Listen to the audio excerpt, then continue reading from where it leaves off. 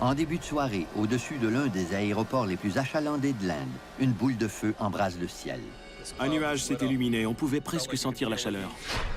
Des débris en flammes tombent du ciel. Le spectacle est horrible.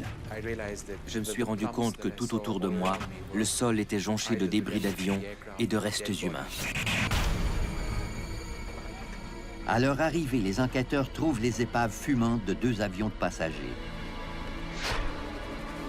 349 personnes ont péri.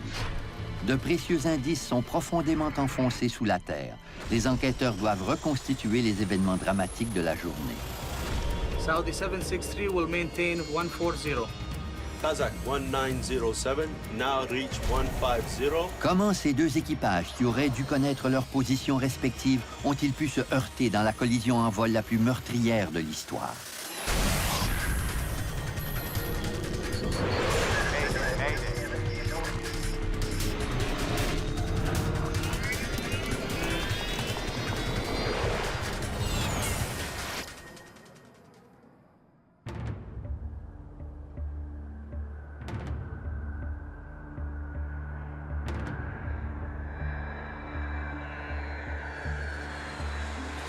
L'aéroport international Indira Gandhi à New Delhi, la porte de l'Inde.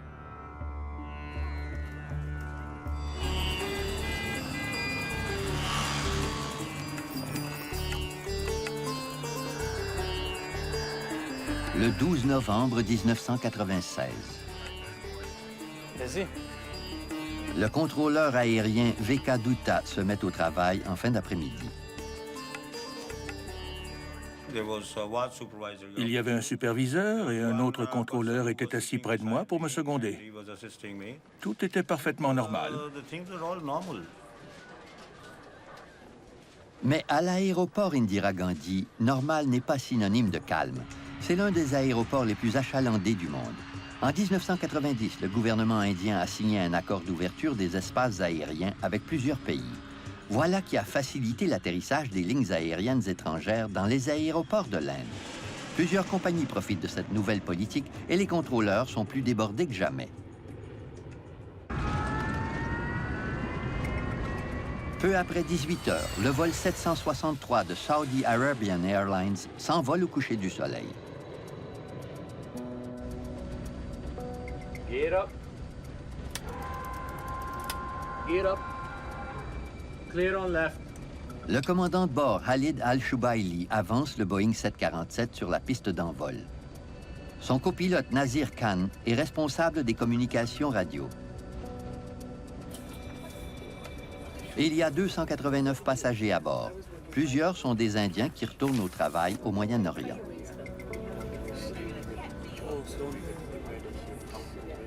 Peu après le décollage, la tour de contrôle met les pilotes en contact avec le contrôleur d'approche V.K. Dutta, qui se trouve dans une autre pièce de l'aéroport. À Indira Gandhi, les contrôleurs d'approche guident les avions dans l'espace aérien au-dessus des pistes. Ils sont responsables des arrivées et des départs dans un rayon de 110 km. Ce soir-là, V.K. Dutta a 5 vols sous sa responsabilité. Certains quittent l'aéroport et d'autres s'en approchent. Sa tâche consiste à s'assurer que les avions gardent une distance sécuritaire entre eux. Par contre, un trop grand écart créerait des retards inutiles. Saudi 763 approaching flight level 100.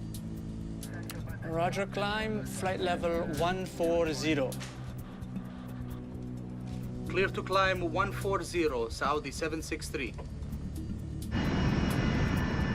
Le même soir, un avion cargo de l'armée américaine s'apprête à atterrir.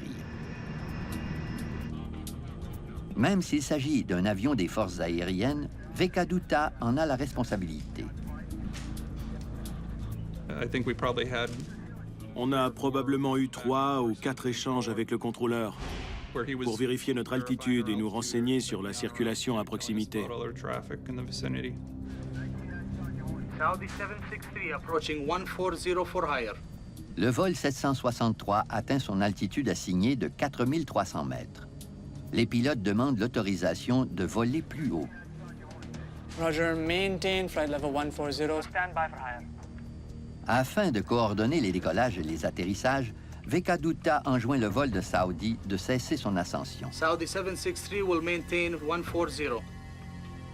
Le contrôleur se préoccupe d'un autre avion qui vole vers l'est pour atterrir à l'aéroport Indira Gandhi. Il s'agit d'un avion de passagers de Kazakhstan Airlines. Le Ilyushin 76 est un gros appareil russe qui était d'abord destiné à l'armée. Sa version modifiée est désormais largement utilisée comme avion commercial. Dutta prévoit qu'il survolera le Boeing de Saudi avant d'atterrir. Ensuite, l'avion saoudien pourra poursuivre sa montée.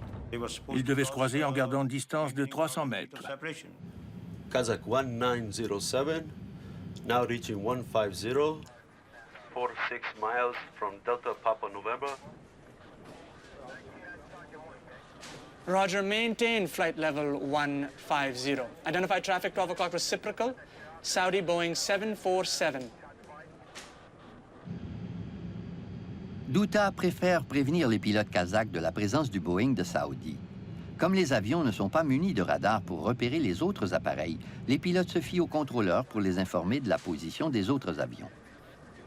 Maintaining 150, Kazakh 1907 will report. How many miles? Tous les pilotes qui syntonisent la fréquence radio du contrôle d'approche entendent les communications de leurs collègues avec la tour de contrôle. How many miles? 8 miles now.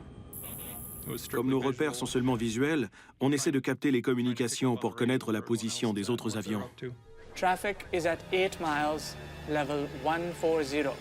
Soudainement, une terrible explosion déchire le ciel.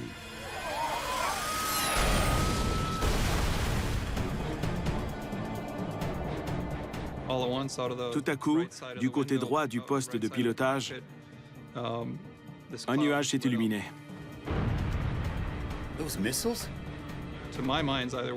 J'ai tout de suite cru que c'était des missiles qui prenaient de la vitesse en fonçant droit sur nous.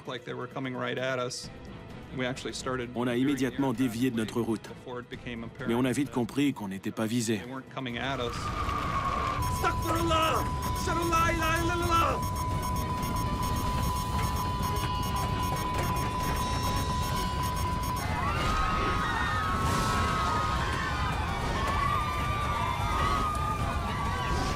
L'avion de Saudi Arabian Airlines pique du nez. Billy, this is 1815. 1815, say again? On a immédiatement contacté le contrôleur par radio. You saw something that looks like a big explosion. Sur l'écran radar de Venkadutta, les avions saoudiens et kazakhs ont tous deux disparu. J'ai vu de petites taches lumineuses et j'ai regardé le nouveau balayage.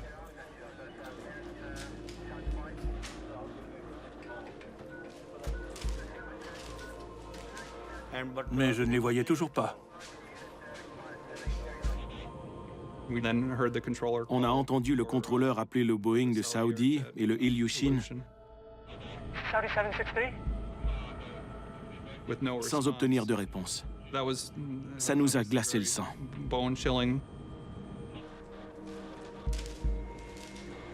Une terrible catastrophe s'est produite dans le ciel près de l'aéroport de New Delhi. Venkadutta se retrouvera bientôt au cœur de l'enquête sur l'une des plus meurtrières tragédies aériennes de l'histoire.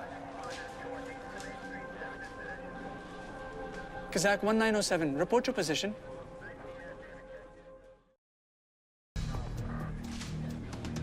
Un sentiment d'effroi envahit l'aéroport de New Delhi. 2 avions ont disparu du radar de contrôle d'approche. Une collision en plein ciel est le pire cauchemar de tout contrôleur aérien. Saudi 763? Il y avait 349 occupants à bord des 2 avions disparus. Kazakh 1907, report position. Saudi 763? J'ai tout oublié. Mes enfants, ma femme, mes proches.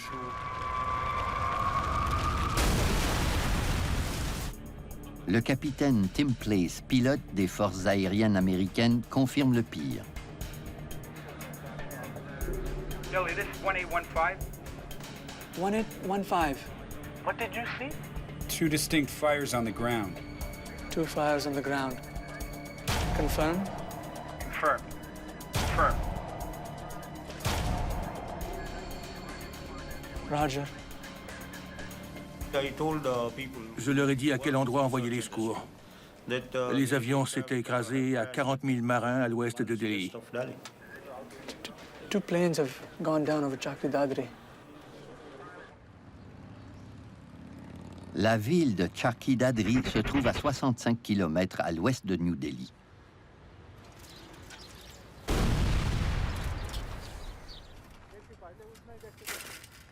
Ces champs de moutarde et de céréales sont en train de brûler avec les débris de 2 épaves d'avions. Tout d'un coup, le ciel s'est illuminé d'un rouge vif et j'ai vu des flammes et de la fumée.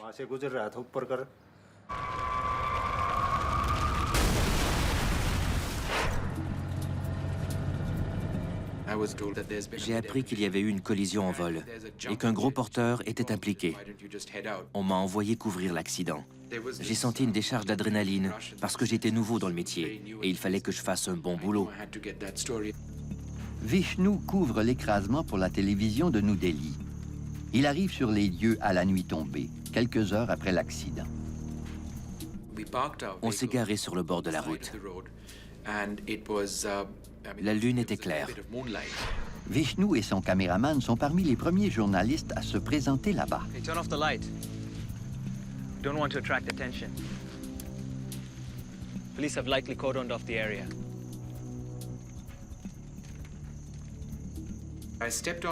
On marchait dans le champ et je me suis dit qu'il était probablement en jachère.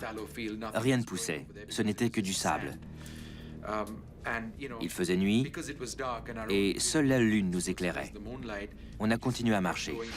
Je me souviens d'avoir vu de petits bosquets autour de moi. Vous savez, de petits tas un peu partout. Il faisait trop sombre pour que je voie de quoi il s'agissait. Tout à coup, je me suis arrêté parce que j'ai senti que ça ne tournait pas rond du tout. Turn on your light. Turn on your light. Je me suis rendu compte que tout autour de moi, le sol était jonché de débris d'avions et de restes humains. À ma droite, à 5 mètres, il y avait un arbre. Un corps calciné y était accroché. Cette image n'a jamais cessé de me hanter, même après toutes ces années.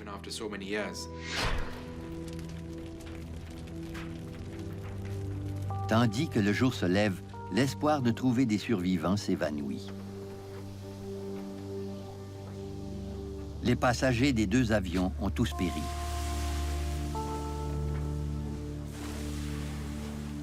Il y a 349 victimes. C'est la pire collision en vol de l'histoire de l'aviation. La nouvelle de l'écrasement se répand aux 4 coins du monde. What remains clear is that there was more than one set of factors that might have resulted in the collision. We have 2 very separate wreckage fields. Le capitaine KPS Nair est l'un des premiers enquêteurs à se présenter sur les lieux.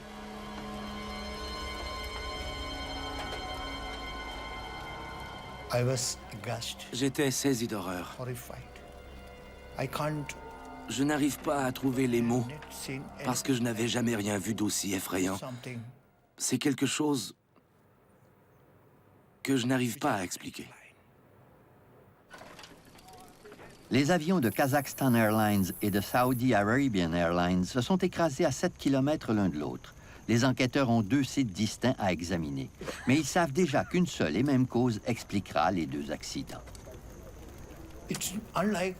Ce n'était pas un avion qui était tombé du ciel.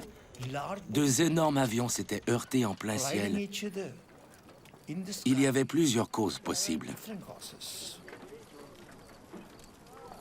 Comment 2 avions censés voler à 300 mètres l'un de l'autre ont-ils pu entrer en collision? Les enquêteurs envisagent 3 possibilités. Une erreur du contrôleur aérien, une erreur de l'un des équipages ou encore un instrument défectueux. Ils espèrent que les débris de l'épave leur révéleront les circonstances du désastre. La priorité consiste à retrouver les boîtes noires des deux avions. Elles enregistrent les conversations du poste de pilotage, de même que des données cruciales sur le vol, notamment son altitude, sa vitesse et son cap. Même si les flammes ont ravagé les épaves, on retrouve les boîtes noires des deux avions dès le premier jour de l'enquête.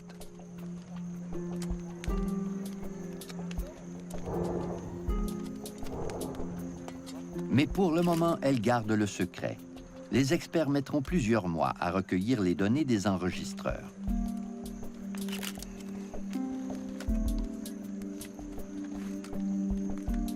Entre-temps, les enquêteurs s'intéressent aux communications entre les deux avions et la tour de contrôle.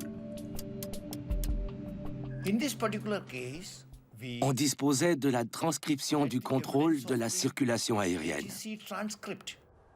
Comme les avions n'ont pas de radar à bord, les pilotes s'en remettent entièrement aux contrôleurs aériens pour se guider à proximité de l'aéroport de Delhi. La pression est très forte pour Veka Dutta. A-t-il commis une erreur qui aurait causé la pire collision en vol de l'histoire? J'ai passé un sale moment. Les médias m'accusaient. Je leur ai dit que ce n'était pas ma faute. Mais c'est maintenant à lui de le prouver. Hi, I'm Veka Dutta. I'm sorry to keep you waiting. Les enquêteurs veulent connaître les moindres faits et gestes du contrôleur Veka Dutta le soir de l'écrasement. Was traffic heavy? Evenings are always busy. Le radar de Veka Dutta ne détecte pas l'altitude des avions. Les contrôleurs de New Delhi notent la dernière position d'un avion sur un bout de papier.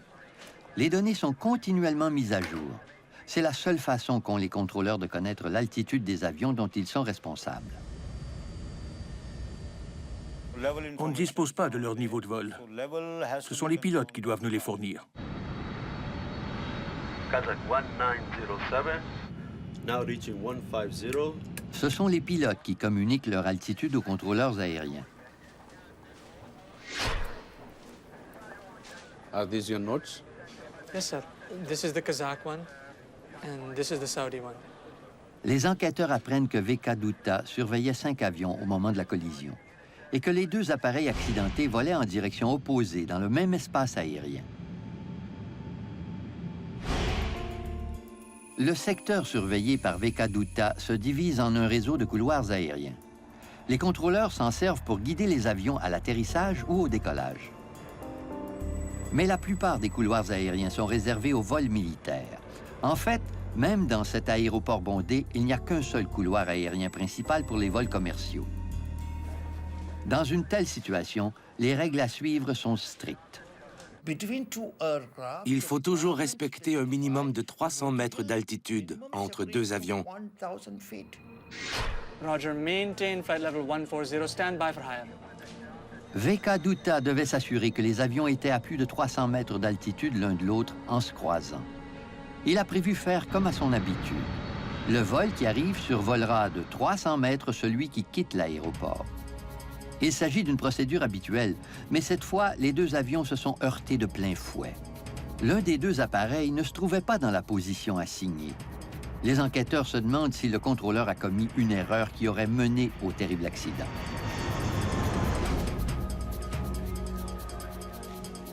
En épluchant les transcriptions des communications, les enquêteurs constatent rapidement que Veka Dutta a donné les bonnes directives aux pilotes. Mais comme son radar ne détectait pas l'altitude des avions, il ne pouvait pas savoir si ses instructions étaient respectées. Les enquêteurs n'ont pas le moindre doute au sujet de la compétence de Dutta, et 3 jours après la tragédie, il est de retour au boulot. Quand ma famille et mes amis ont su que j'étais hors de cause, ils ont poussé un soupir de soulagement. Les enquêteurs retournent sur les lieux de l'écrasement en espérant retrouver des instruments des deux avions. Une défaillance mécanique a pu faire dévier l'un des vols de sa trajectoire. Il était fort probable que l'altimètre se soit arrêté au moment de la collision.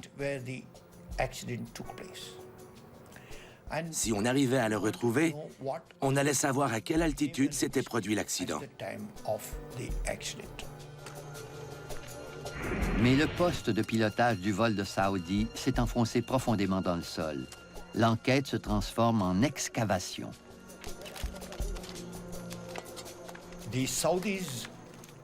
L'avant de l'avion de Saudi était à 10 ou 12 mètres sous terre.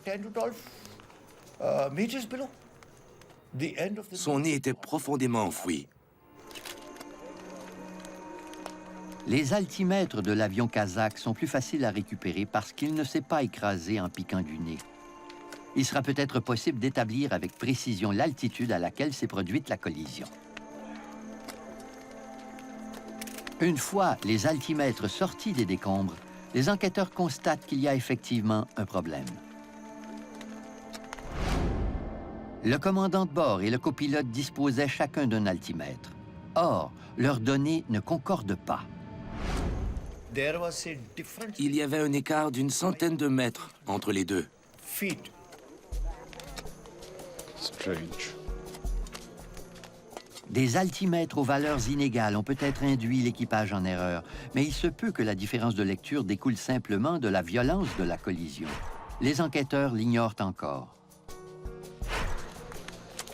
Mostly there and there, as close as you can get it. Les enquêteurs veulent savoir lequel des deux avions s'est trompé d'altitude. Ils examinent d'autres éléments de preuve. Les dommages qu'ont subis les appareils révéleront peut-être de précieux indices. Quel était l'angle entre les deux avions au moment où ils sont entrés en collision?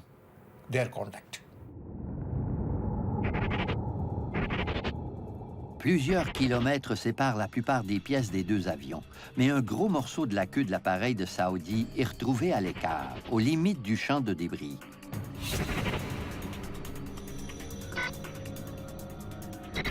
Il s'agit vraisemblablement de l'une des premières pièces à avoir touché le sol.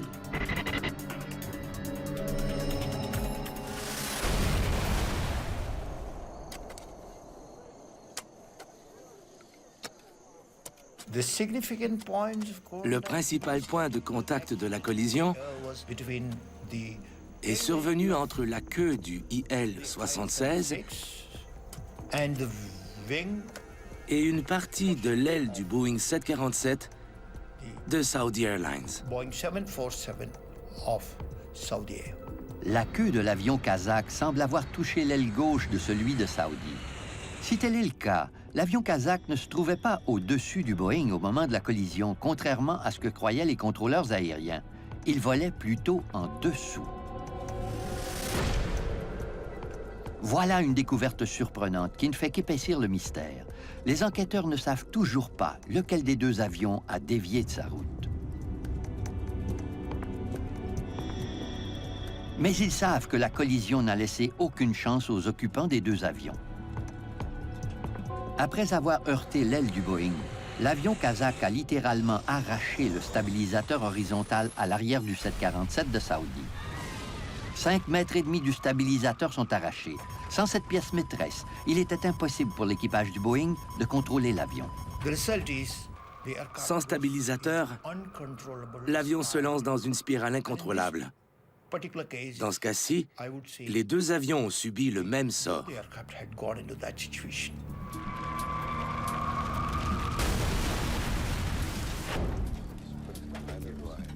Près de 2 semaines se sont écoulées depuis l'accident quand le capitaine Ashok Verma se joint à l'équipe des enquêteurs. À mon arrivée, l'opération pour déterrer le poste de pilotage de l'avion de Saudi était terminée. On avait récupéré tout ce qu'on pouvait. Comme tous les autres éléments de preuve recueillis jusque-là, les instruments du Boeing de Saudi n'expliquent pas les circonstances de l'accident. La puissance de l'impact les a complètement détruits. I can't find anything. Too much damage. I agree. Look at this. On n'a rien trouvé de significatif. Après cette découverte décevante, les enquêteurs sont contraints de passer à autre chose. Les lieux de l'écrasement ne leur apprendront rien de plus. Tout repose maintenant sur les boîtes noires. Les enquêteurs espèrent que leur réponse se trouvera dans les enregistreurs des conversations du poste de pilotage ou dans les enregistreurs de données de vol. Où la collision a-t-elle eu lieu exactement? Et comment les deux avions se sont-ils retrouvés à la même altitude? Get to the 150, just at the 140. Start one!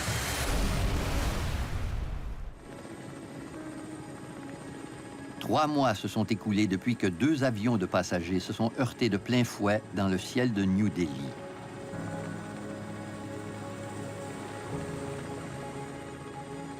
Les enquêteurs sont découragés devant le peu d'indices dont ils disposent.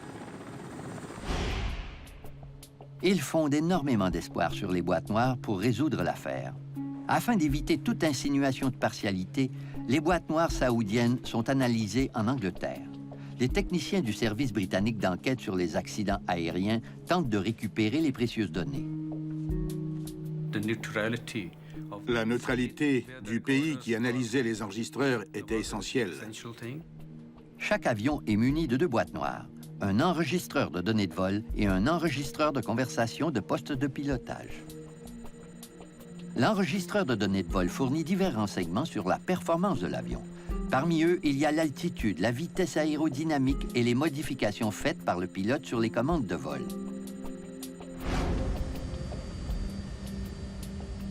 L'enregistreur de conversation de poste de pilotage capte tous les échanges de l'équipage. 279, good day. Afin d'en apprendre davantage au sujet de la collision de New Delhi, les enquêteurs se servent des renseignements tirés des boîtes noires pour établir la chronologie des événements. Peter Shepard est le directeur de la division des enregistrements au service britannique d'enquête sur les accidents aériens. Il remonte le fil des événements à partir du moment de l'impact. On connaissait avec précision le point de collision grâce au changement rapide des paramètres dans chacun des avions. Si on en faisait notre temps zéro, il était possible d'établir une base temporelle commune au lieu de repères temporels individuels pour chacun des avions. Shepard et son équipe se concentrent d'abord sur le Boeing 747 de Saudi. Saudi 763 approaching 140 for higher. Roger, maintain flight level 140. Stand by for higher. Saudi 763 will maintain 140. Le CVR révèle que les pilotes saoudiens ont reçu des instructions claires au sujet de leur altitude et qu'ils semblent avoir compris. Après s'être fait dire de stabiliser l'appareil à 4300 mètres, ils n'ont plus mentionné leur intention de monter plus haut, ce qui les aurait placés dans la trajectoire du vol kazakh. Shepard vérifie ensuite l'enregistreur de données de vol pour s'assurer que les pilotes saoudiens ont bel et bien suivi les instructions du contrôleur aérien. L'enregistreur du vol de Saudi a confirmé que l'altitude était parfaitement normale au cours de la montée. Les pilotes saoudiens ont stabilisé leur avion à 4300 mètres à l'intérieur de leur couloir aérien. L'avion s'est stabilisé à l'altitude prévue de 4300 mètres pour poursuivre sa route. Comme tout semble en règle en ce qui concerne le vol saoudien, les enquêteurs soupçonnent que le problème vient de l'avion kazakh. Leur crainte se confirme en examinant les informations recueillies par l'enregistreur de vol de l'appareil du Kazakhstan. Les enquêteurs découvrent qu'il est descendu beaucoup plus bas que les 4600 mètres prévus. Quelques instants avant la collision, l'avion de Kazakhstan Airlines volait à 4300 mètres, soit 300 mètres plus bas que son altitude assignée, et moins de 3 mètres sous l'avion saoudien. Il s'est dirigé tout droit vers l'avion de Saudi. L'équipage kazakh n'a pas cessé de descendre, même si l'avion avait atteint l'altitude de 4600 mètres qui leur avait été assignée. Mais pourquoi l'avion kazakh a-t-il dévié ainsi de sa route? Kazakh 1907, report position. Kazakhstan Airlines avance une hypothèse pour expliquer cette importante perte d'altitude. Les Kazakhs se sont défendus en accusant de fortes turbulences. Une zone de turbulence imprévue aurait pu leur faire perdre de l'altitude. L'enregistreur de paramètres de vol des Kazakhs laisse croire que l'équipage a effectivement connu de fortes turbulences. Il indique 2 baisses d'altitude distinctes et soudaines de plus de 120 mètres. La compagnie aérienne prétend que ces deux chutes d'altitude sont le résultat de turbulences. Mais selon Peter Shepard, rien n'est moins sûr. En voyant ces chutes de 100 ou 150 mètres, on s'est tout de suite dit que c'était impossible. Un avion ne peut pas supporter d'aussi brusques variations d'altitude. Quel autre facteur peut provoquer des pertes d'altitude aussi brutales? Du moins brutales en apparence. Peter Shepard cherche une explication. On a essayé de relever les inexactitudes de l'enregistrement de l'appareil kazakh en analysant les autres paramètres pour en déduire la véritable altitude. Il s'agit de calculs mathématiques complexes. À l'aide de diverses données de l'enregistreur de vol, dont la vitesse et le taux de descente, Peter Shepard conclut que l'avion était dans sa phase d'approche à un rythme constant. Ces supposées brusques secousses s'expliquent aisément. Shepard découvre que le capteur qui communique l'altitude à l'enregistreur de vol était défectueux. Il se coinçait et cessait momentanément de transmettre l'information. Une fois décoincé, ces données laissaient croire que l'altitude de l'avion avait brusquement chuté alors qu'il n'en était rien. C'est comme si une colle l'avait empêché de fonctionner normalement. Et quand l'altitude avait subi une grande variation, la force exercée sur le senseur le faisait réagir avant de se coincer à nouveau. Les enquêteurs peuvent donc écarter définitivement l'hypothèse d'une collision provoquée par des turbulences. En examinant les carnets de maintenance, les enquêteurs constatent que les altimètres de l'avion kazakh étaient en bon état. Ils en concluent que la différence notée dans les instruments du poste de pilotage est le résultat de l'écrasement et non la cause. C'est en s'intéressant de plus près aux réactions de l'équipage kazakh que les enquêteurs comprendront l'origine de la tragédie.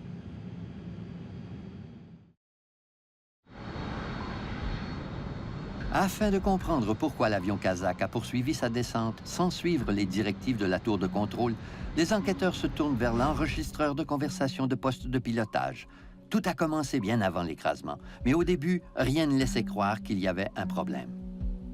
Kazakh 1907, report level passing. Passing 240, Kazakh 1907. Comme le Ilyushin est un avion militaire modifié, il comporte une autre caractéristique inhabituelle. Il y a une place pour un opérateur radio. Egor Rep est responsable des communications pour le vol de Kazakhstan Airlines. Roger, over to Delhi approach 127.9. 127.9, bye-bye, Kazakh 1907. Tandis que l'avion se dirige vers l'aéroport, Egor Rep entre en contact avec le contrôleur d'approche d'Outa. Delhi approach, good evening. Kazakh 1907. Passing 230 to 180. J'ai dit au pilote kazakh de descendre et de maintenir le niveau de vol 150, c'est-à-dire à 4600 mètres. Roger, Kazakh 1907. Descend, flight level 150. Report reaching. Kazakh 1907, now reach 150. L'opérateur radio kazakh a déclaré avoir atteint le niveau de vol 150. Cette déclaration a lieu 1 minute avant l'écrasement. À ce moment-là, l'avion kazakh semble se trouver exactement où il se doit, à 300 mètres au-dessus de l'avion saoudien. Mais les enquêteurs savent maintenant qu'au lieu de maintenir son niveau de vol, l'avion a poursuivi sa descente. Au même moment, VK Douta a prévenu les pilotes kazakhs. Identified traffic, Bravo Cock reciprocal, Saudi Boeing 747 and 10 miles. Likely to cross in another 5 miles. Report if in sight. Il leur dit de surveiller le vol de Saoudi, mais l'avion kazakh ne cesse de descendre. Ahead. Ahead. Juste avant l'écrasement, Egor Rep semble s'être rendu compte que l'avion volait dangereusement bas. Mais son avertissement survient trop tard. Keep the 150. Do not descend. Accelerate, Sanya. L'enregistreur de conversation de poste de pilotage confirme ce que les enquêteurs ont découvert grâce aux données de vol. Au moment de la collision, l'avion kazakh essayait désespérément de se redresser. Get to the 150, because at the 140. Start one! Mais les enquêteurs demeurent perplexes. Pourquoi l'avion kazakh a-t-il poursuivi sa descente? On s'est penché sur leur connaissance de l'anglais. Les équipages des pays soviétiques doivent passer un test d'anglais, mais ils ne le parlent pas couramment. Aka Verma écoute attentivement l'enregistreur de conversation pour vérifier si l'équipage avait bien compris les directives. Se pourrait-il que la barrière de la langue soit à l'origine de la terrible tragédie? How many miles? Traffic is at 8 miles, level 140. Les pilotes kazakhs se sont-ils trompés sur leur propre altitude en la confondant avec celle des Saoudiens? Report, 8 miles. Verma découvre que la communication n'était pas efficace entre certains membres de l'équipage. Egor Rep était responsable des communications avec la tour de contrôle, mais rien ne prouve que le pilote et le copilote ont suivi ses directives. Switch on. Engine inlet heating. Alors que le reste de l'équipage s'affaire aux préparatifs de l'atterrissage, Egor Rep semble être le seul à se préoccuper de l'altitude. Now looking, 1907. Habituellement, les instructions en vue de l'atterrissage se terminent avant le début de la descente, pour que l'équipage soit attentif aux communications de la tour de contrôle. L'opérateur radio semble avoir compris que le Boeing de Saudi volait à 4300 mètres. Mais selon les enquêteurs, le copilote croyait plutôt que la voie était libre à 4300 mètres. Voilà pourquoi il aurait poursuivi sa descente. Hold the level. What level were we given? Le pilote paraît confus lorsqu'il répond. Je crois que les pilotes n'ont pas été suffisamment vigilants. Ils se sont fiés uniquement à l'opérateur radio. La décision d'accélérer et de redresser l'appareil aura les conséquences tragiques que l'on sait. Keep the 150. Do not descend. Accelerate, Sanya. Get to the 150 because at the 140. Start one!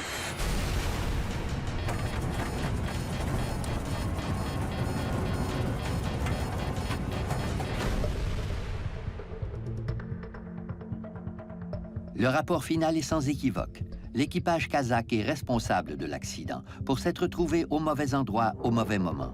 En raison d'un simple malentendu, 349 personnes ont perdu la vie.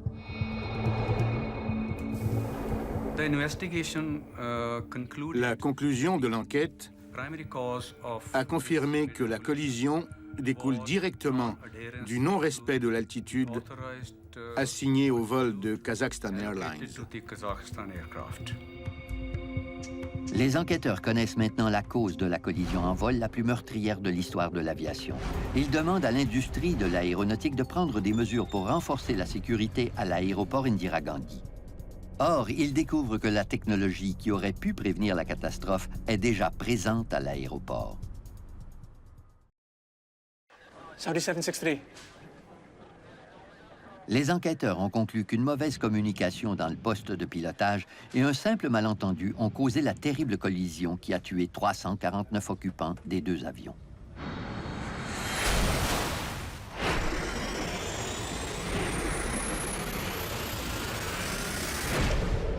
Mais une technologie déjà existante aurait permis d'éviter cet accident. Ce système aurait aidé à la fois les pilotes dans le ciel et les contrôleurs au sol. Les enquêteurs se montrent particulièrement critiques à l'égard du radar de la tour de contrôle de New Delhi. À l'époque, les contrôleurs aériens travaillaient avec une technologie dépassée. Il n'y avait pas de radar secondaire à l'aéroport de Delhi, mais seulement un vieux radar primaire. Les radars primaires envoient des signaux radio pour repérer les avions en vol. Et ensuite, une antenne au sol reçoit le signal renvoyé par l'avion. On obtient ainsi sa position, mais pas son altitude. Le radar primaire nous fournit une image en 2 dimensions. Le radar secondaire fonctionne différemment. À bord de l'avion, un transpondeur envoie un message au sol contenant des renseignements essentiels sur le vol, dont l'altitude. Saudi 763 approaching flight level 100. Roger, climb, flight level 140. Le jour de la collision, le contrôleur d'approche VK Dutta peut seulement se fier aux informations fournies par les équipages pour connaître leur altitude de vol. Kazakh 1907, now reach 150. L'opérateur radio kazakh lui dit que l'appareil vole à 4600 mètres, mais il est impossible pour Dutta de le confirmer. S'il avait su la véritable altitude du vol de Kazakhstan Airlines, il aurait pu faire dévier le Boeing saoudien de sa trajectoire.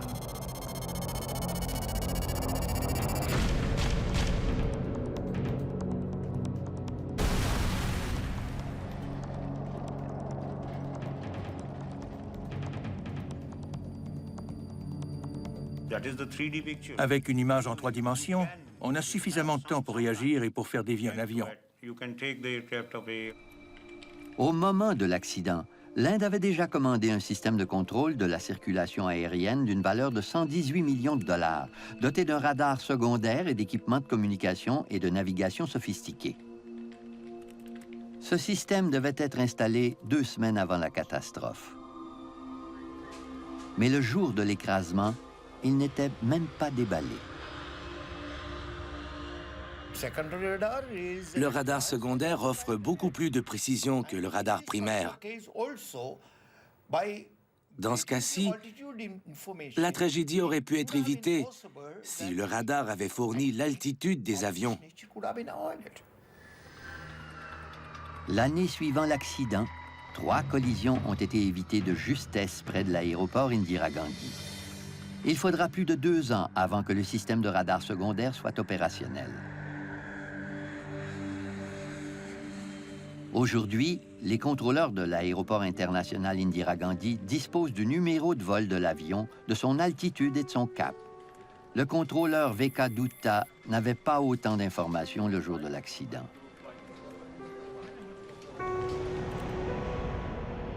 En 1996, un système appelé TCAS servait à prévenir les pilotes de la présence d'avions à proximité. Lorsqu'un avion était trop proche, le système leur disait quelle manœuvre d'évitement pratiquer. Aucun des 2 avions en cause n'était muni d'un TCAS. Désormais, un tel système est obligatoire. Les autorités aéroportuaires indiennes ont également augmenté la sécurité des installations d'Indira Gandhi en revoyant le réseau de couloirs aériens menant aux pistes. À l'époque de la collision, un seul couloir aérien était réservé au décollage et aux atterrissages d'avions commerciaux à l'aéroport international Indira Gandhi. Avec l'augmentation constante de la circulation aérienne, ce couloir était devenu trop achalandé. Dans la foulée de l'accident, davantage de couloirs aériens ont été ouverts aux vols commerciaux.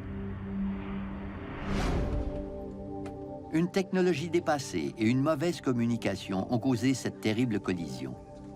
Comme dans la plupart des tragédies aériennes, il s'agit d'une suite de petits incidents, apparemment mineurs, qui ont mené au désastre.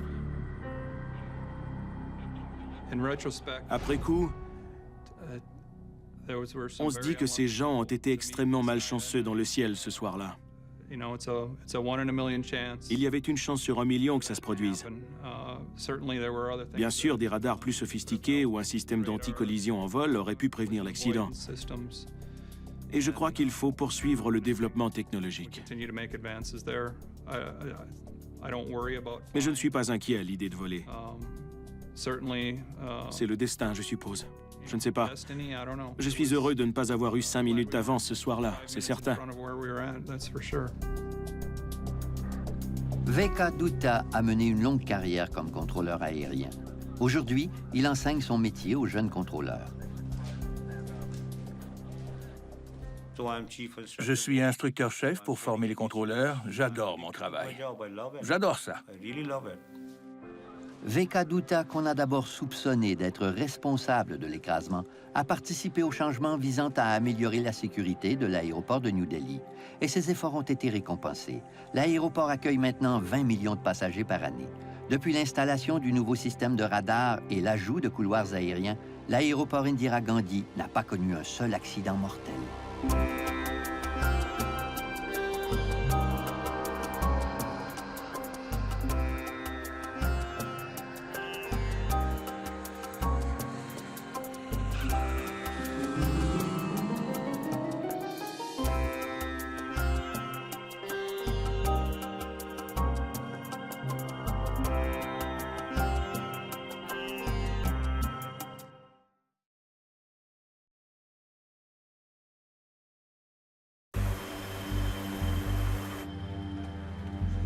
en 1994, le jour de l'Halloween. You haven't heard any more from this controller chick, huh? No, not a word. Un avion d'un transporteur régional survole Chicago en attendant l'autorisation d'atterrir. Eagle Flight 184, descend and maintain 8,000. 98,000, Eagle 184.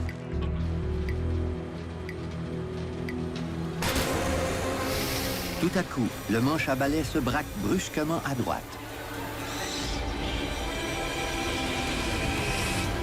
L'avion plonge droit vers le sol.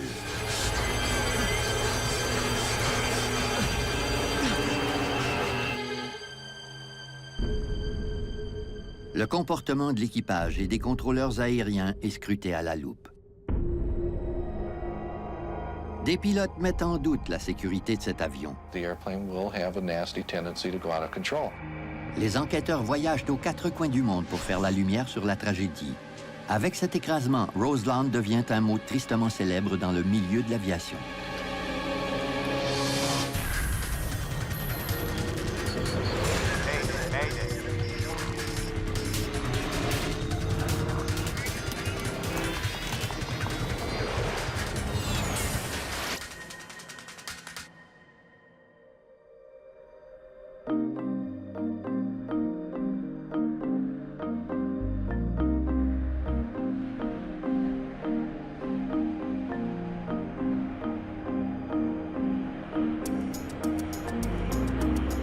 Au milieu de l'après-midi, le 31 octobre 1994, le vol 4184 d'American Eagle s'est envolé d'Indianapolis en Indiana il y a 15 minutes. Il est en route pour Chicago avec 68 passagers et membres d'équipage à bord.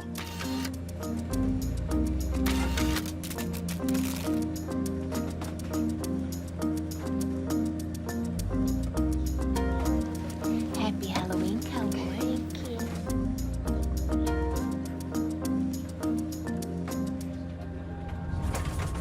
L'avion traverse une zone de turbulence dans les nuages.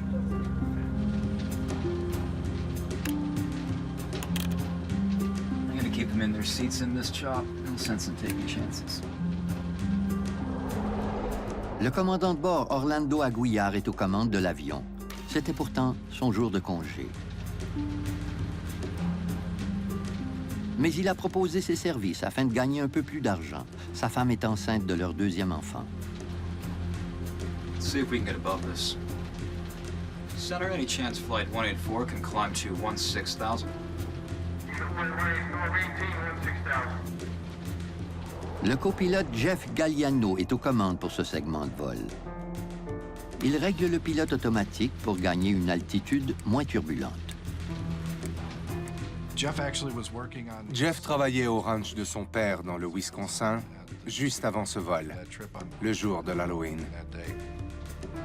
Les chevaux et l'aviation, c'étaient les deux passions de Jeff.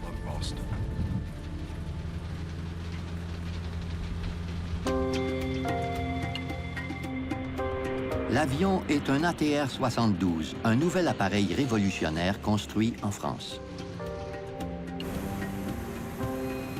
Il est rapidement devenu populaire pour les liaisons à courte distance en raison de sa rentabilité et de son confort. Orlando Aguilar et Jeff Galliano ont fait ce trajet à d'innombrables reprises. Ils connaissent la route par cœur. L'espace aérien entre Indianapolis et Chicago est l'un des plus achalandés du monde. Tandis que le vol 4184 approche de l'aéroport O'Hare de Chicago, les pilotes amorcent leur descente jusqu'à 3000 mètres. Chicago Center, we have discretion down to 10,000. On our way down now. Eagle 184, right.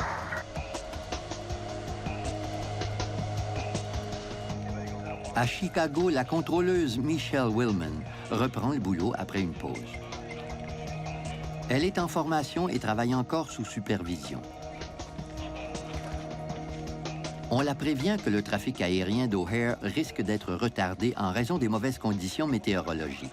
Elle se prépare à mettre quelques avions en attente. À O'Hare, les atterrissages et les décollages fonctionnent par priorité. Ce n'est pas nécessairement premier arrivé, premier servi. Les vols internationaux sont prioritaires pour une question de carburant. Et les turbopropulseurs sont les derniers à atterrir. Eagle 184, hold southeast on Victor 7. Chicago Center, roger. Hold southeast on Victor 7. Eagle 184. Le vol 4184 doit décrire un circuit en hippodrome au nord-ouest de l'Indiana. Chicago Center, Eagle 184, entering the hold. Eagle 184, roger. Le commandant Aguillard règle le pilote automatique pour que l'avion décrive des cercles à 3000 mètres d'altitude.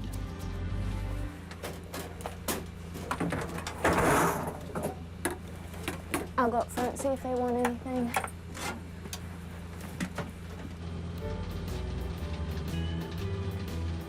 L'équipage attend patiemment l'autorisation d'atterrir. Can I get you boys anything? I'm good. Stereo?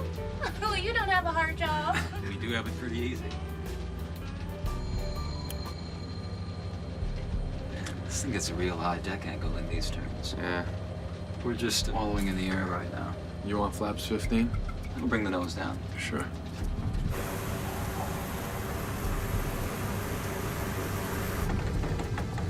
And I guess Sandy's going woo now.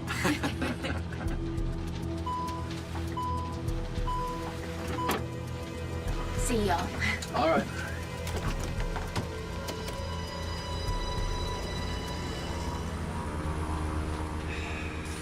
Well, folks, once again, this is the captain.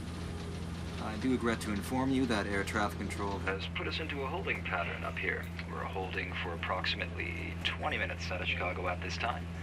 I do apologize for all the delays. That's much nicer. No, flaps 15. Sure, once they let us out of the hold and forget they're down, we'll get the overspeed warning.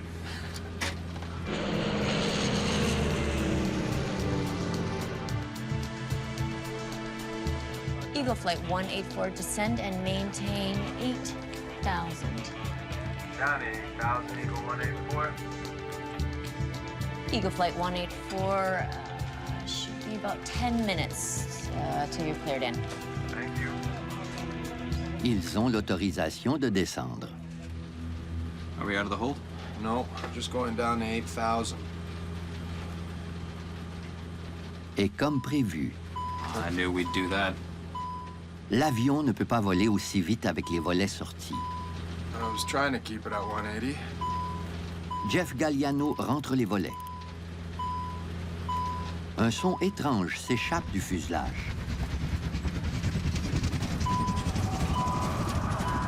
Tout à coup, le manche à balai se braque brusquement à droite.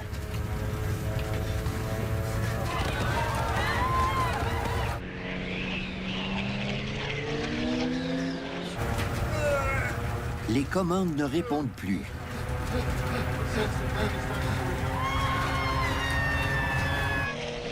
L'avion fait une chute vertigineuse. Les pilotes reprennent la maîtrise de l'appareil. Mais ça recommence de plus belle.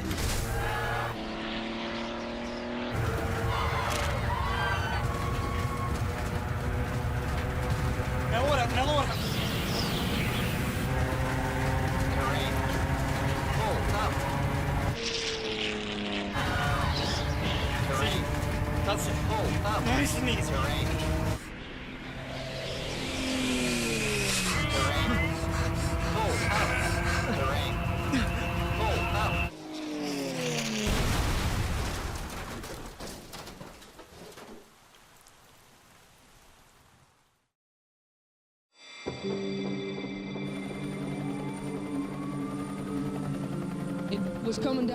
Il est arrivé beaucoup trop vite pour essayer d'atterrir.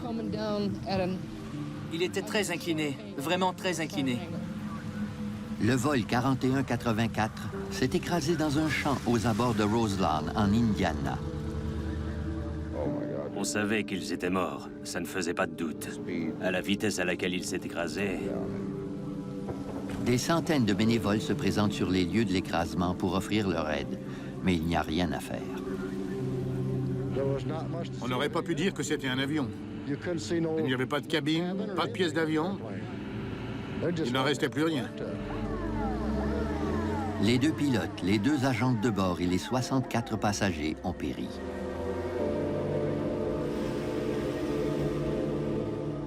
L'écrasement de Roseland est l'un des pires accidents de l'histoire de l'aviation.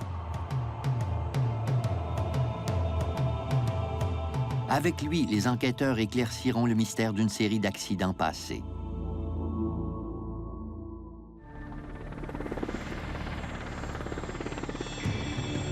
Au lendemain matin de l'écrasement du vol 4184 d'American Eagle, une équipe du Conseil national de la sécurité des transports, le NTSB, arrive sur les lieux aux abords de Roseland, en Indiana. Greg Feit est responsable de l'enquête. Le matin de notre arrivée sur les lieux de l'accident, le temps était froid et couvert. Il tombait une petite bruine.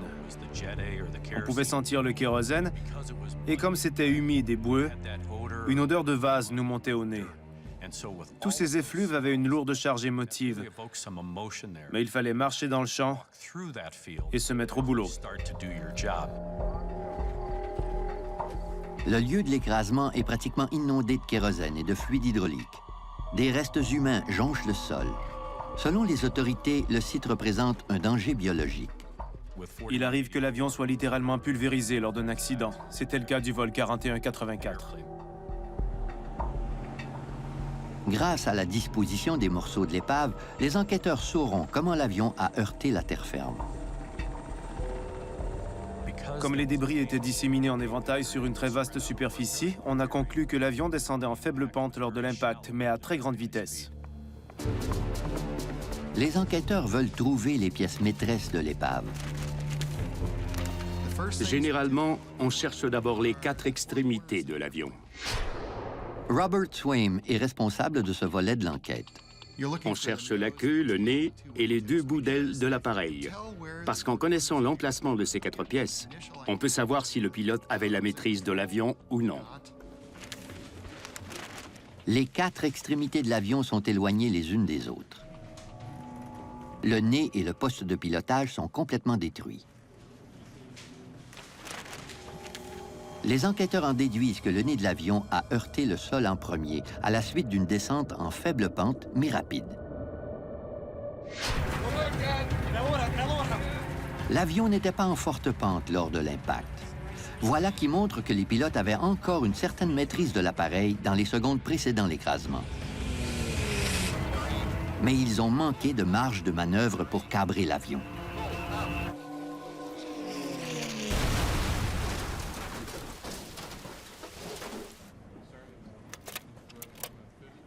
L'enquêteur Greg Feit a maintenant une meilleure idée des dernières secondes du vol.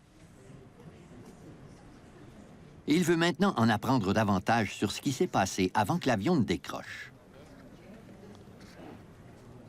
On s'est bien sûr intéressé au contrôle de la circulation aérienne. Eagle 184 holds southeast on Victor. Greg Feit apprend que l'avion a volé en trajectoire d'attente au sud-est de Chicago pendant 39 minutes avant de s'écraser. En consultant les registres de la tour de contrôle, on a remarqué que le trafic aérien à l'aéroport de Chicago à ce moment-là avait dû être réduit en raison des conditions météorologiques. Well, folks, I do regret to inform you that air traffic control has put us into a holding pattern up here. On a appris que le vol 4184 avait attendu très longtemps à cause de la réduction du débit du trafic. I do apologize for all the delays. On a aussi appris que l'un des contrôleurs était nouvellement embauché et était encore en formation. L'inexpérience serait-elle à l'origine de l'écrasement du vol 4184?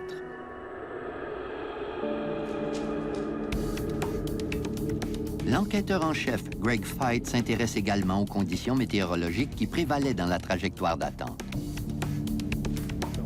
I want weather data, pilot reports, its atmospheric conditions, Doppler radar, anything you can find.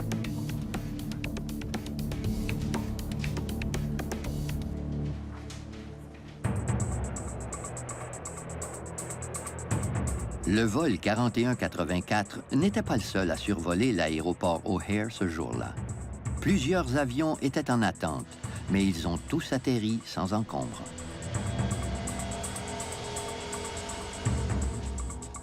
Des entretiens avec les pilotes de ces avions fournissent un indice de taille aux enquêteurs. One after another, they all experienced icing, some as much as 3/4 of an inch.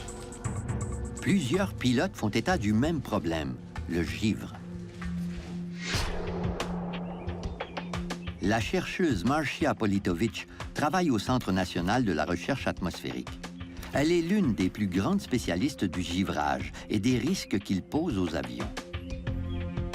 Le givrage modifie la forme des ailes en cours de vol. Il crée de la résistance, il réduit la portance, il cause des problèmes de performance et de pilotage. On veut tout simplement l'éviter.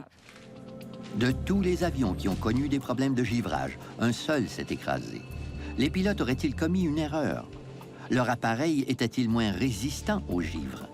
Les enquêteurs devront vérifier ces deux hypothèses avant d'en arriver à une conclusion controversée.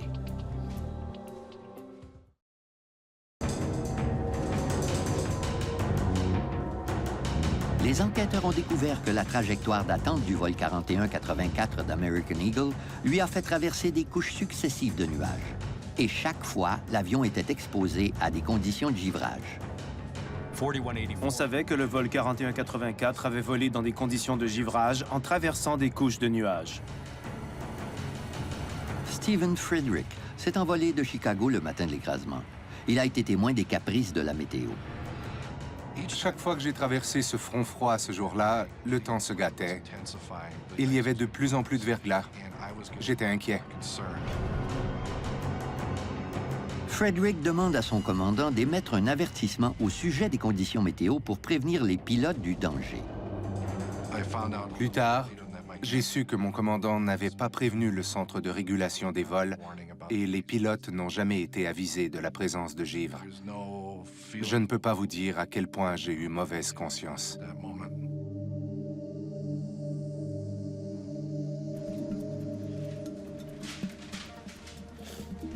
Gregory Fite sait que les contrôleurs ont placé plusieurs avions en trajectoire d'attente au-dessus de Chicago, mais tous se sont posés sans encombre. Voilà qui signifie que la contrôleuse aérienne n'a pas mis le vol 4184 en danger. Elle a agi adéquatement selon les informations dont elle disposait au sujet des conditions météo. L'un des problèmes du contrôle de la circulation aérienne, c'est que les contrôleurs ne peuvent pas détecter les régions de précipitation ou de verglas en consultant leur écran radar.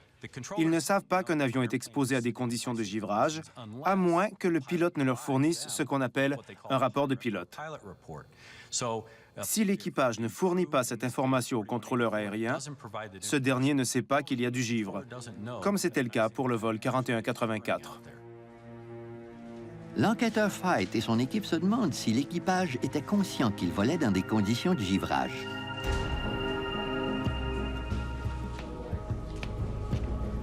L'enregistreur de conversation de poste de pilotage fera la lumière sur cette question. You don't have a hard job. You have it pretty easy. Hey, bro. Getting busy with the ladies back here? Oh. Yeah, so if I don't make it... Les enquêteurs ont vent que l'équipage aurait eu un comportement discutable. Le copilote écoutait de la musique. On sait qu'il s'est passé plusieurs choses contraires aux règles de l'aviation. L'important était d'évaluer les conséquences du comportement de l'équipage sur ses performances et sa vigilance devant la situation. That's much nicer now, flaps 15. Yeah. Showing some ice now. 9 minutes avant l'écrasement, l'équipage a remarqué que du givre s'accumulait sur l'avion. Les pilotes devaient donc savoir qu'ils traversaient une zone de givrage d'aéronefs. Not a word. 2 minutes avant la catastrophe, une autre remarque suscite l'intérêt des enquêteurs. Still got ice. I see what you mean. L'équipage avait noté la présence du givre. Les enquêteurs veulent maintenant savoir quelles mesures ont été prises.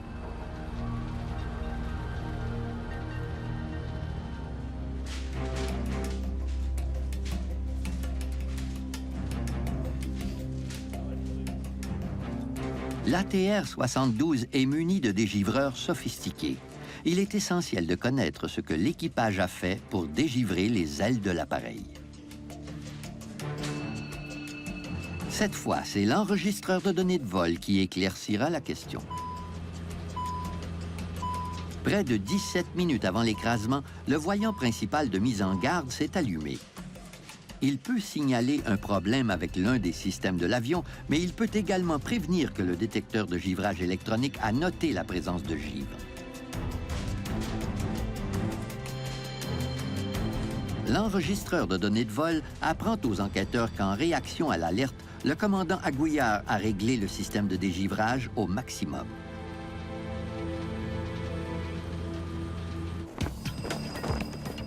Charlie Pereira, du NTSB, examine de plus près les performances de l'ATR-72. L'alerte de givrage a sonné. Ils l'ont entendu et ils ont activé les systèmes de protection de l'avion. Au moment de l'accident, le dispositif de dégivrage fonctionnait. Le système complet de protection contre le givre de l'ATR-72 consiste en une combinaison d'antigivrage et de dégivrage. L'antigivrage est un dispositif thermique qui empêche la formation de glace sur les divers éléments de l'avion, dont les ailes, les pare-brises et les hélices. L'avion est également muni d'un système de dégivrage qui détruit le givre qu'on appelle gaine pneumatique. Ce sont des chambres à air en quelque sorte. On souffle de l'air à l'intérieur et elles se gonflent comme des ballons pour faire craquer la glace qui se détache alors de l'avion.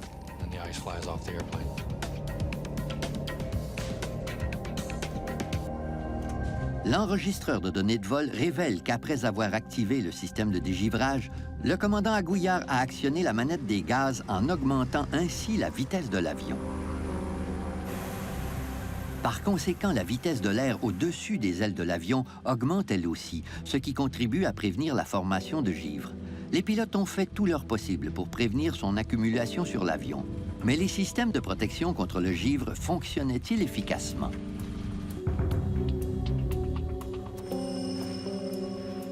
Les pièces éparses de ces systèmes sont maintenant au premier plan de l'enquête.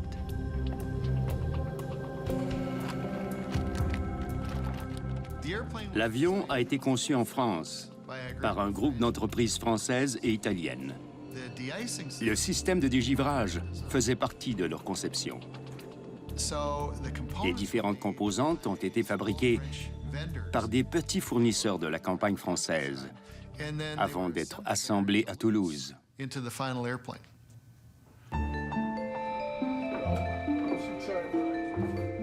Bob Swim se rend en France avec des pièces du système de dégivrage.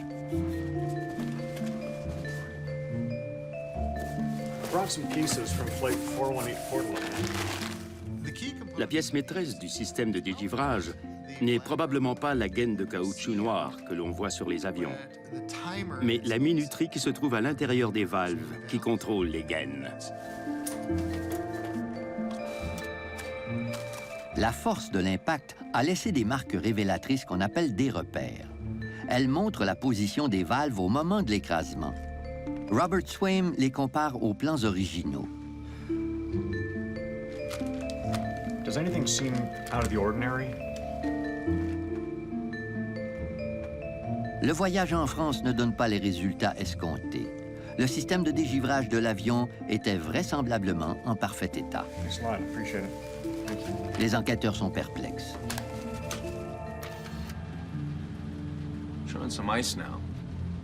Si l'équipage a décelé la présence de givre sur les ailes à temps et que le système de dégivrage fonctionnait correctement, qu'est-ce qui explique l'écrasement de cet avion? Des pilotes croient savoir ce qui s'est passé et décident de parler. Cette décision changera radicalement le cours de l'enquête.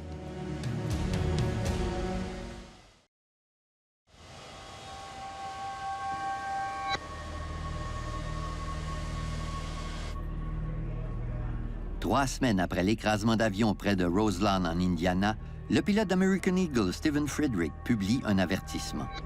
On y lit que la flotte d'ATR-72 opérée par American Eagle présente un danger dans des conditions de givrage.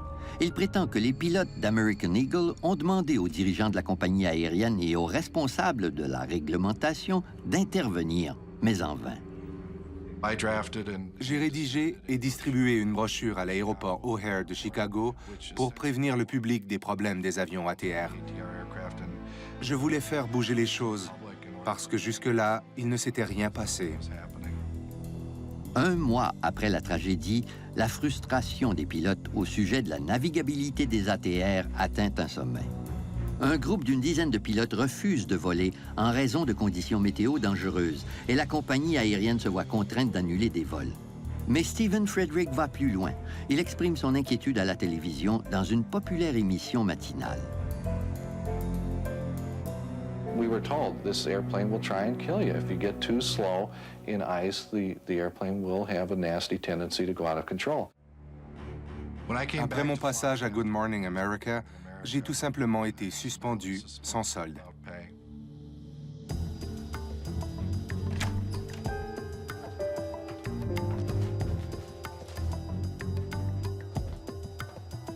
Ce battage médiatique pousse les enquêteurs à se demander si les ATR-72 présentent un danger en conditions de givrage.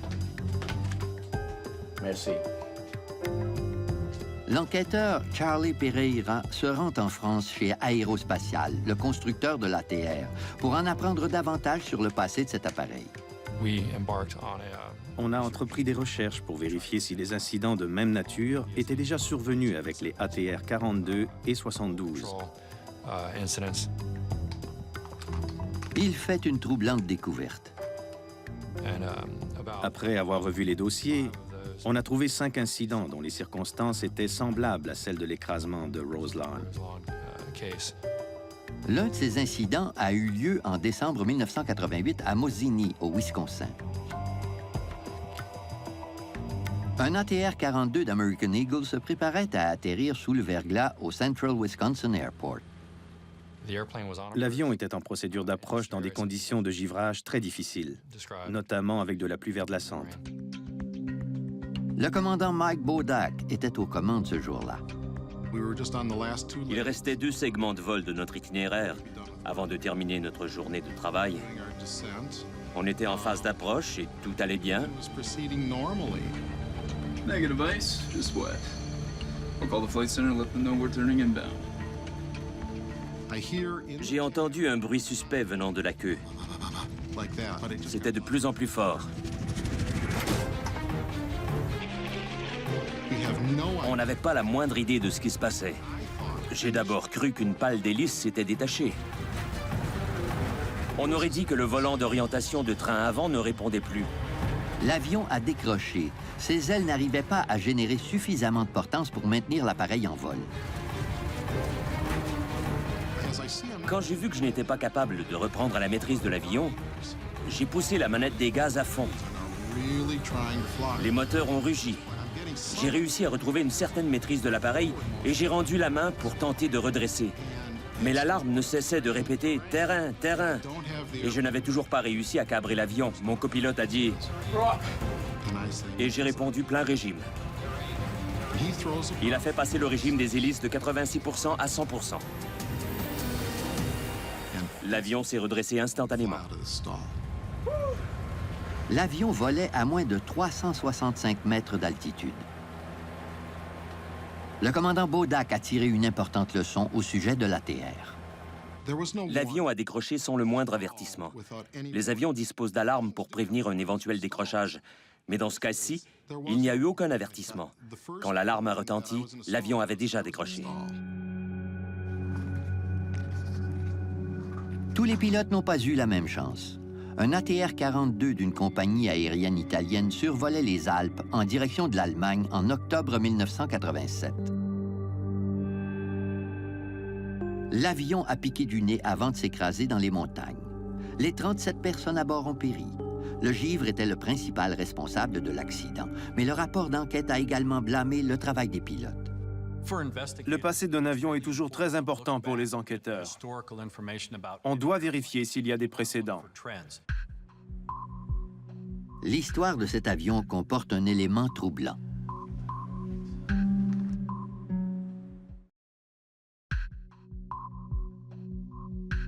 L'enquêteur Charlie Pereira interroge les constructeurs français de l'ATR au sujet du comportement de leur avion en présence de givre. Did any of your studies uncover a wing design flaw? Pereira demande aux ingénieurs responsables de la fabrication de l'avion s'ils peuvent expliquer pourquoi l'ATR-72 devient parfois aussi difficile à maîtriser. À sa grande surprise, il apprend que les ingénieurs connaissaient sa vulnérabilité au givre. You've seen the flight data from the accident flight. Where would the ice have formed to cause that? J'ai demandé à l'un de leurs aérodynamiciens les plus expérimentés et qui ne parlait pas un mot d'anglais quelles étaient la forme et l'emplacement probable d'une accumulation de givre qui aurait causé l'écrasement de l'avion de Roseland. Il a dessiné la section de profil avec de petits ronds juste derrière les dégivreurs pneumatiques. Et il a dit, voilà, j'ai compris que c'était là la cause du problème. After the de-icing boot. L'enquêteur Charlie Pereira commence à comprendre le problème de l'avion de construction française. Si le givre s'accumule derrière la gaine, l'équipage ne peut tout simplement pas s'en débarrasser. Still got ice. Une petite quantité de givre peut à elle seule entraîner des conséquences dévastatrices sur un avion. Le givre peut gêner le déplacement de l'air au-dessus des ailes. Mais comment se fait-il qu'autant de givre s'accumule derrière la gaine? Les enquêteurs demandent la collaboration de la spécialiste Marcia Politovic. Le NTSB nous a appelés pour étudier les conditions météorologiques au moment de l'accident. Ces recherches révèlent que les pilotes du vol 4184 ont volé dans des conditions dont ils ignoraient l'existence. Quelque chose d'encore plus dangereux que le givre habituel. Les analyses météorologiques laissaient croire que le type de givre qui avait recouvert l'avion provenait de grosses gouttelettes en surfusion. Mais le terme « gros » est relatif. Dans ce cas-ci, on parle de la grosseur d'un poil humain. Ces grosses gouttelettes en surfusion sont en fait 100 fois plus petites qu'une goutte de pluie. Elles se forment dans les nuages quand le mercure est près du point de congélation. Mais les gouttes gèlent seulement lorsqu'elles entrent en contact avec une surface solide, comme les ailes d'un avion. Le jour de la tragédie, les conditions étaient idéales pour la formation de ces minuscules gouttelettes gelées. Toutes les conditions étaient réunies. Un sommet des nuages chauds, entre -8 et -12 degrés, avec la formation de bruines près de ce sommet, probablement favorisée par un cisaillement du vent et très peu de givre dans les nuages, selon nos observations. À chaque tour de la trajectoire d'attente, le vol 4184 a traversé des couches de nuages qui cachaient de petites particules meurtrières. Malheureusement, ils se sont retrouvés au mauvais endroit au mauvais moment.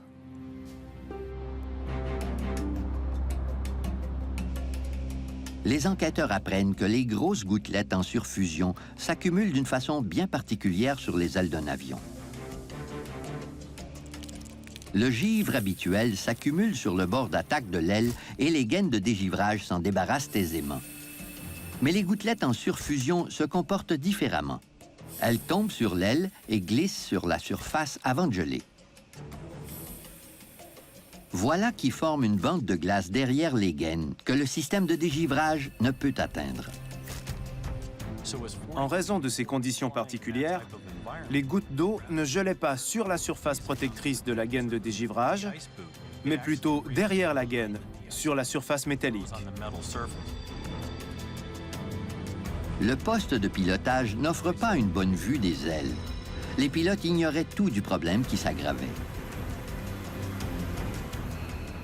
Quand les pilotes regardent par les fenêtres latérales, ils ne voient que la partie extérieure des ailes. Ils n'ont pas pu voir le dessus des ailes où le givre commençait à s'accumuler.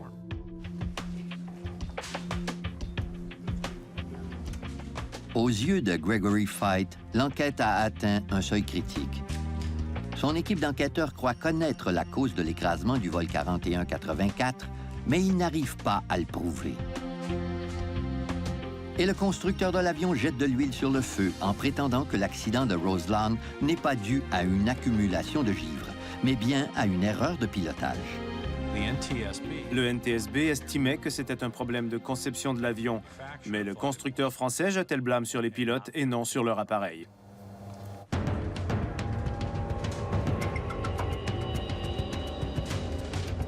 Fight se demande si les ATR ont déjà connu des problèmes d'accumulation de givre par le passé. Il découvre des similitudes troublantes entre divers incidents répartis sur des décennies. À l'aide des données des boîtes noires, les enquêteurs comparent les mouvements des ailerons du vol 4184 à ceux des autres incidents. Ils découvrent que sur tous ces avions, les ailerons se sont déployés exactement de la même façon.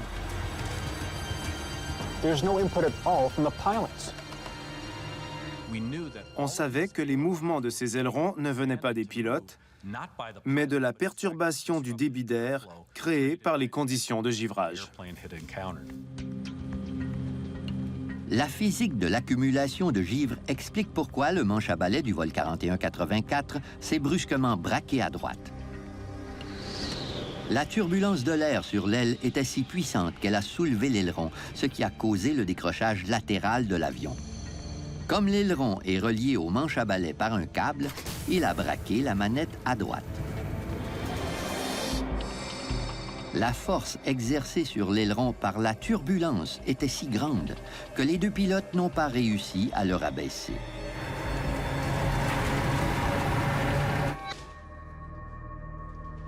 Pour l'enquêteur en chef Gregory Fight, les gouttes d'eau en surfusion qui ont gelé sur les ailes demeurent les principales suspectes. Mais comment le prouver? La véritable analyse a commencé, parce qu'il fallait comprendre ce qui s'était passé en vol. On disposait d'importantes données de vol, mais elles nous renseignaient seulement sur le comment et non le pourquoi. Il fallait trouver une façon de reproduire ces conditions de givrage pour les interpréter. À l'époque de l'écrasement, la NASA commençait à peine à étudier l'effet des grosses gouttelettes en surfusion sur les avions. En 1994, les pilotes n'avaient jamais entendu parler de grosses gouttelettes en surfusion. L'information ne circulait pas encore dans le milieu du pilotage, ni même dans l'industrie aéronautique en général.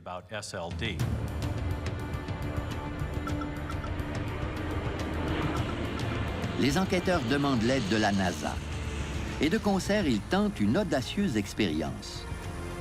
Ils se servent d'un avion-citerne des forces armées américaines pour créer un nuage de grosses gouttelettes en surfusion. Un ATR-72 vole derrière l'avion-citerne. Un colorant jaune dans l'eau montre aux enquêteurs comment les gouttelettes recouvrent l'avion. Cette expérience devrait permettre de résoudre le mystère, à savoir comment le givre a pu provoquer une telle perte de contrôle en vol de l'avion. En faisant voler un ATR-72 derrière l'avion-citerne, on espérait d'abord comprendre le mécanisme d'accumulation de givre sur l'avion et, plus important encore, les effets de ce givre sur la configuration des éléments mobiles, plus précisément les ailerons, sur la gouverne de l'appareil. Les enquêteurs font une découverte saisissante. Un geste apparemment banal pour augmenter le confort des passagers aurait-il mené au désastre?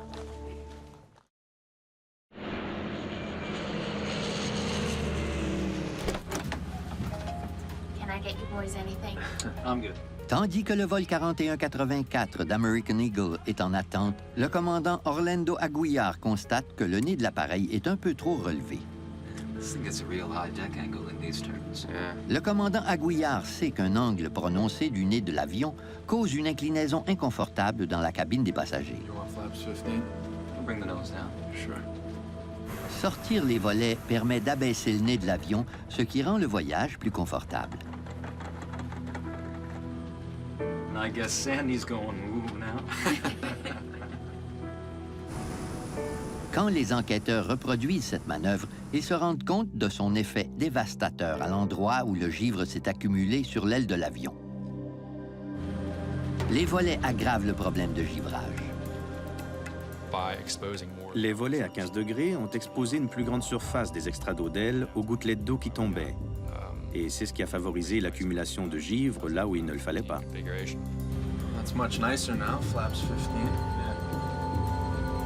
L'équipage du vol 4184 ignorait qu'une accumulation de givre de plus de 1 cm d'épaisseur recouvrait désormais la surface de l'aile.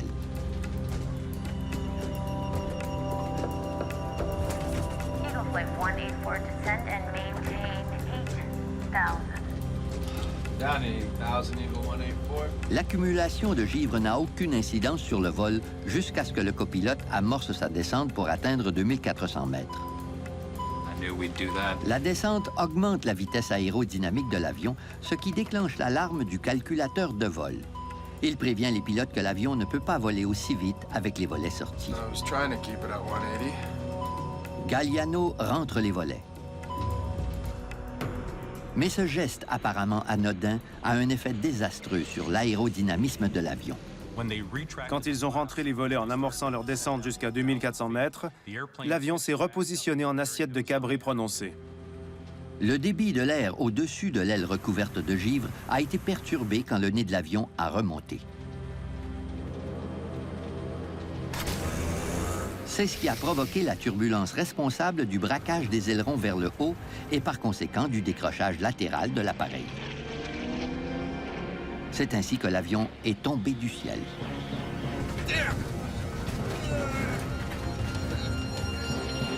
Si l'équipage avait eu 600 à 900 mètres d'altitude de plus, il aurait fort probablement réussi à redresser l'avion au lieu de s'écraser au sol.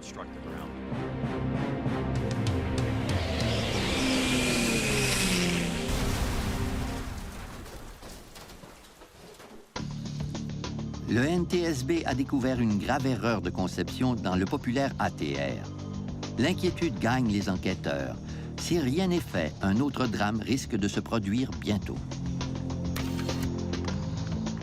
Les enquêteurs concluent que les problèmes de conception de la voilure des ATR les rendent particulièrement vulnérables en cas de givre. L'organisme qui réglemente l'aviation civile américaine prend des mesures draconiennes. We are going to issue an airworthiness directive this afternoon that will preclude the operation of these aircraft into known icing conditions. La FAA réagit promptement en interdisant à tous les modèles d'ATR de voler dans des conditions de givrage. Voilà qui plonge toutes les compagnies régionales dans la confusion, dont American Eagle. La population est de plus en plus méfiante à l'égard des ATR à la suite de l'écrasement de Roseland. La plus vive controverse concerne la décision de la FAA de se fier entièrement aux autorités françaises pour tester et certifier les appareils aptes au vol. Par conséquent, l'ATR 72 n'avait jamais vraiment été testé par la FAA elle-même. Le constructeur d'avions français propose de régler le problème en élargissant la gaine de dégivrage pour qu'elle recouvre une plus grande surface de l'aile. La compagnie revoit également ses directives en interdisant désormais aux pilotes de sortir les volets ou de se servir du pilote automatique dans des conditions de givrage. La FAA réagit à cette annonce en modifiant sa consigne précédente. Elle lève ses restrictions d'utilisation concernant les ATR. Mais la plupart des compagnies aériennes décident de ne pas prendre de risques. Elles transfèrent leurs appareils ATR au sud, où le temps plus clément préviendra les dangers inhérents au givre.